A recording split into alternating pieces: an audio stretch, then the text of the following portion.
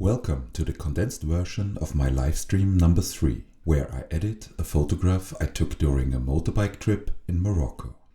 I start by selecting this image, a small backlit alley in a rural Moroccan town. Black and white is the obvious choice here. The scene has strong inherent contrast, and the color does not contribute any meaningful information. By adjusting the exposure, I settle on a value that preserves rich tonal detail in the street. This immediately reveals a limitation of the image.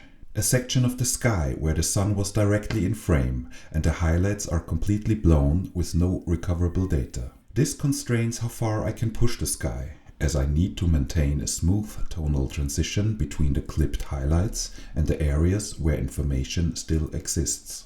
Next, I reduce the exposure of the background. Using a combination of sky selection and object selection tools, I can isolate most of the background efficiently. Where these automated tools fail, I refine the mask manually with a brush. To focus attention more clearly on the two figures at the end of the alley, I crop the image. I start with my standard 4:5 ratio, briefly test a landscape orientation, and ultimately choose portrait. The vertical framing creates a better balance between the dark architecture and the bright sky. A linear gradient from the left, combined with a radial mask at the bottom, subtly guides the viewer's eye towards the center of the frame.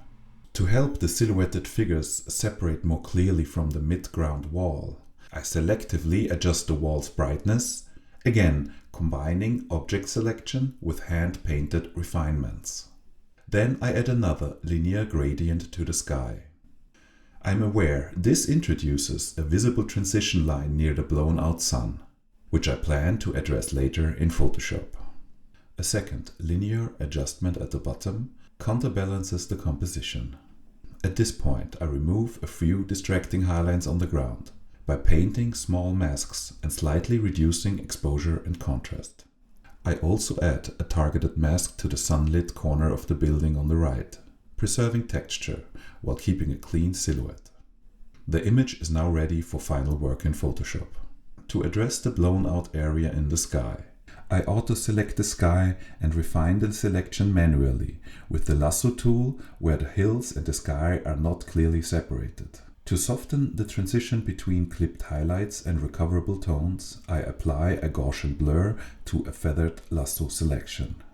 Final touch-ups include using the healing brush to remove distracting spots on the ground, and the clone stamp at low opacity to reduce, rather than completely eliminate, brighter areas I want to retain. If you'd like to see the full, uncut process, you can watch the complete live stream linked below. Thank you.